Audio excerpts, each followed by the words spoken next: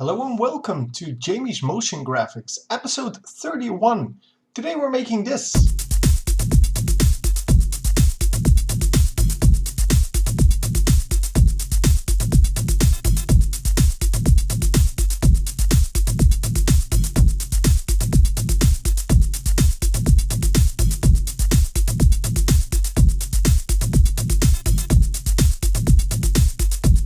Well, we're not actually making this per se, we're just making the timing effect that you see on the little petals on the edge of the, well, sun or whatever it's supposed to be.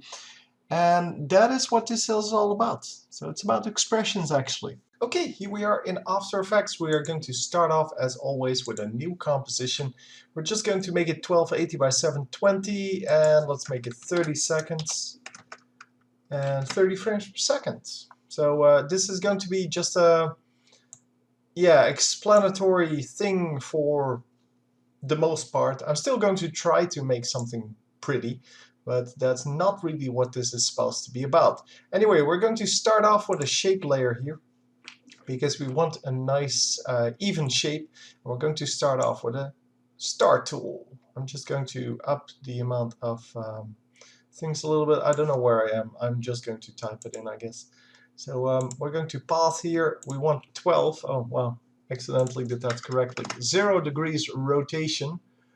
We can also go with 15. But I guess this is fine. Yeah, so I want 12 or something similar because I want to be able to calculate the amount.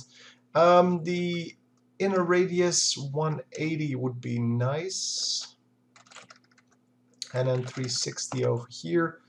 And let's position it correctly. So we go to this and then set this to 0, 0. That should be good. So yeah, right now it's just sitting in the middle. I'm making it the entire size. I think that's a little bit too much. So let's make it more like 250 and then make this like 150, something like that. I don't know. I have something in my head, but I don't know how to actually achieve it. So I think this is actually good. So we have now 150 as the inner radius, and we're going to add to this an ellipse. And we're not going to do that on the same layer, just saying. That is not going to work. We only have Polystar now, right? Yeah. So we're going to make a new layer by just deselecting the layer and then making this one. So yeah, it's going to be 150, but that was obvious, I think, from what I just said. And we're going to set it to, or this one then to, hang on, I said 150, but that doesn't make sense because even 300 isn't big enough. So how big does it need to be? That's weird. So let's first set it to the middle and then we'll see what's up with that. 0, 0. And no rotation, so that's good. And then this Polystar, let's delete. No, I may actually use this stroke. So the inner radius is 180, so I guess this has to be 360 then. Okay, sure, 360. There you go. It has to fit exactly because otherwise we don't get what we actually came for. Now we're going to duplicate this entire layer. Go to the contents here. I could have just edited this one. Would have been the same. But yeah, we're going to set this size to like, I don't know, 250. Yeah, that sounds about right. So what I want is I want this one to be like dark yellow. The one around it to be more even brown, so even worse basically. And let's see what we can make out of this. A little bit lighter, something like that. And then the last one, so the actual, well, things around it, they're going to be super dark. Well, not majorly dark, but at least even darker. So what we're going to do here is we're going to edit this last layer. First of all, select everything, set the stroke to 0, because that looked terrible. So yeah, what we want is we want these things to show up one thing at a time. Let's say once every second, one of these things gets added. So we can of course do that by making a mask, like a subtract mask, and then editing that over time, but that is all such a hassle. Let's just go to the shape layer and put a radial wipe on there. There you go. Radial wipe on the bottom one, which is the one with all the pointy things, and therefore the one that we want. So here's your radial wipe. So how this works is, for those of you unfamiliar with it, it basically wipes the entire thing. So it goes from, well, if you go from 0 to 100, it goes like this. You can of course also go the other way. So first of all, we're going to set this counterclockwise, and then we're going to go from 100 to 0. So the percentage is of course based on what we want to show. So we can, for example, show, yeah, let's first of all set the start angle to 15 degrees because this is ridiculous. Yeah, there we go. So yeah, we reveal, for example, this one first, and then the second we have this one, and then the third second we have this one, and so on. So every second one more gets revealed. So how do we do this? We alt-click on the transition complete, and we say the distance is, or the reveal, the percentage that's ready, is 100 because we want to start at 100, minus, and then something with time, and then times a factor, but yeah, we don't know yet.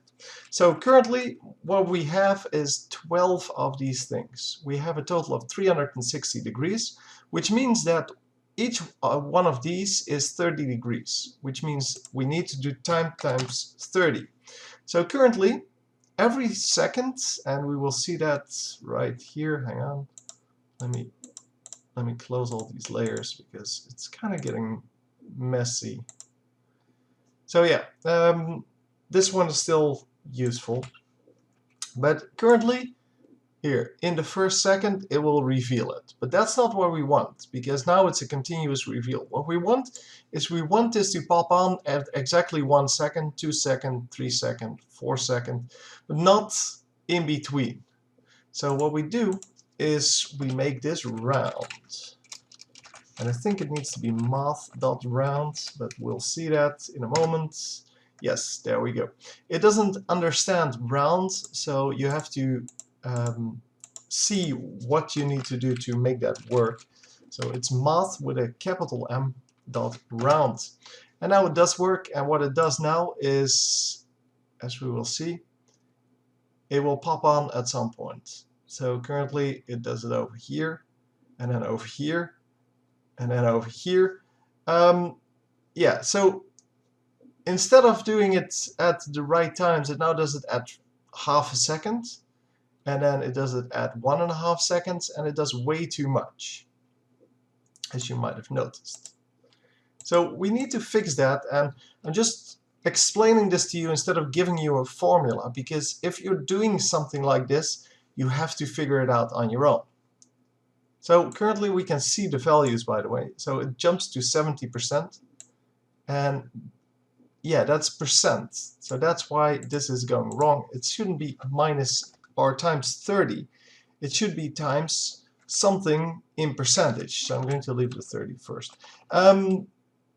Furthermore, the time shouldn't be at half a second. It should be at 1 second. So we need to do something to the time to make that work. We're going to do minus 0.5, which means that at time is 1, this equation will read 0.5, the round will make that 1, so it will work. So currently we have nothing over here, the half a second doesn't trigger it, and then once we reach 1 second it will trigger. But notice that we do have 30% now, and we don't want 30%, we want 100 divided by 12. And that will give us exactly this. So yeah, now it will actually work, because at 2 seconds, there you go, pops on, and so on. So you can see how that works now. It's a very easy calculation, but I just wanted to show you how the debugging is done. Obviously, I could have just given you this thing, but then you don't understand what's happening. So currently we're starting off with this, which is of course crappy. We still need to edit that. But yeah, you can see how that works at 1 second, at 2 seconds. So let's say I want to add an animation to these two. Yeah? I'm going to add a scaling to it.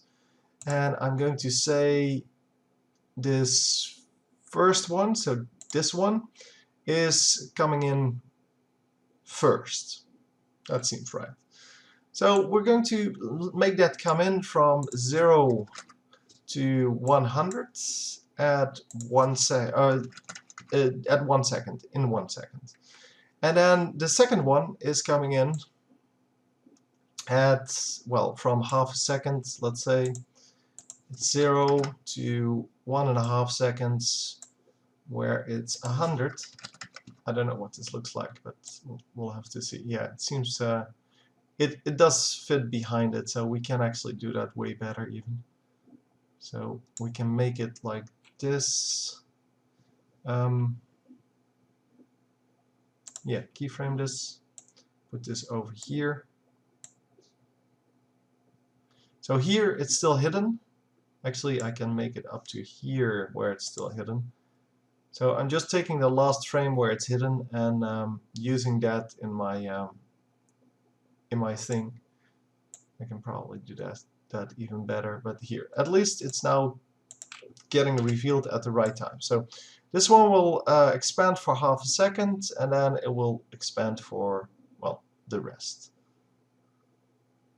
That's yeah, we do need to set a 0 here somewhere. So I removed the 0 frame. You shouldn't do that, because then here it will not be 0. So anyway, this comes up, then this comes up, and then we want this to start. So let's say we want this to start at 2 seconds. That means we have to adjust this. And once again, we have to adjust the time on this. So delaying it by 2 seconds, or even by 1.5 seconds, that's just done over here. So 2 seconds would be something like this.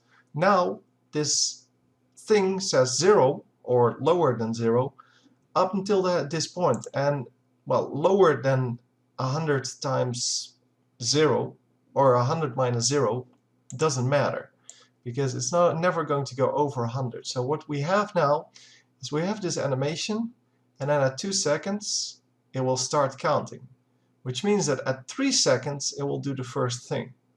So we overdid it by a second, because we wanted the 2 seconds to be the first trigger. Instead, the 3 seconds is the trigger. So just go here, make this 1. And this is how you just do that. It's fairly easy to understand. You can Google a lot of the equations that, of the functions that are available. And yeah, so this is how that ticks on. So let's make another one. Let's make one inside of this ring, for example. So duplicate the first one, position it like between the two. Yeah, that would be correct. Now we need to adjust. And if you're hearing something in the background, that's one of my cats. But anyway, yeah, we're going to adjust not the number of points, obviously. We're going to adjust the size. So let's draw that in a little bit. Put it over here. And that value is 129. That makes no sense. So that's probably 125 or something like that. Yeah, there you go. Exactly 125. And this one should go over here. So that's 180. So I want that to match up with that because it's pretty. That's the only reason. So let's make a 15-degree rotation then. Actually, is that supposed to be No, that's not 15, that's 18. Yeah, so we have a 15-degree rotation going on, which means that now if we want to make a similar thing here, but somewhat later, we are going to, no, let's just retype it. It's all good. We want the radial wipe on this one to be a little bit different from the other one. So instead of being 1 second, for example, let's alt-click this, and I remove the expression, the original one. But we want this one to also start at 100, right? Because it starts at nothing. So 100 minus, and then we need to make something with time. We know that. But now we want to have it tick every half a second. So first of all, we're going to want to have the round on the time, because we want to have that sudden movement, like every half a second in this case. Well, half a second means that it has to trigger on half seconds instead of on actual seconds, which means that I have to multiply the time by 2. So now it multiplies the time by 2, so 1 second becomes 2 seconds, and half a second becomes 1 second. But then, how am I going to, what am I going to multiply with? Well, that's the same as the old one. It's 100 divided by 12, because what we had, we need to do the math, of course. What I had was this, so the 100 divided by 12 is actually the amount per tick, and that's the same. So the angle is still the same. So what this looks like is currently it does this, and as you can see, it starts here. So this is half a second, this is 1 second, this is 1.5 seconds, 2 seconds, but as you can see, it's not entirely 1 second. So if I go to the 1 second one, I don't know where it triggers actually. It's over here somewhere. So it triggers between the 1.5 and the half. That's because I need to do the minus 0.5, because that is where it triggers on actual half seconds. And I put it between brackets because that needs to be done before multiplying by 2. So what it does now is at 1 second, or sorry, at half a second it first triggers, hopefully. Actually, it doesn't at all. So that's not correct. It needs to result in the fact that 15 becomes 30. And then, so we need to move it along by half a second. That much is correct. So now anything under half a second is still 0. But we might also need to just do it like this, for example. So now it's time minus a half. There you go. Now it triggers on 15. But does it also trigger on 1 second? Yes, exactly on 1 second. So we do it, let me remove some brackets here. We apparently need to first go with the multiplication, then subtract half a second for the delay that, well, no, for the fact that we want to trigger on 1 second and on half a second and not like on the in-between, because normally the round goes here. So the round function will say that half a second rounds to 1. So everything under half a second rounds to 0. We want everything to round down from, well, up until this point. By the way, you can also go here and see what's going on, but that is, yeah, that's not really what we want to do. So if you go into the graphs and you enable the post-expression graph, then yeah, you can see in the graphs what is actually happening with your expression. So the only thing we still need to fix is the fact that this one, well, it triggers on half these, but that is easily fixed. Just set this back to 0 and then it's all good. So now it triggers on each half a second. The only thing we still need to do is get the timing right. Currently at 13 seconds it times this last one, so we can make both of them end at 13 seconds. We can also say that this one starts at 13 seconds. So what we need for that last one, so if we want to start this at 13 seconds, we need to add a number to the time equation here, or rather subtract a number. In this case it would be something like -12, because normally it would trigger on half a second. Now it would have to trigger on the 12 seconds. And actually, yeah, I do need to do that differently apparently.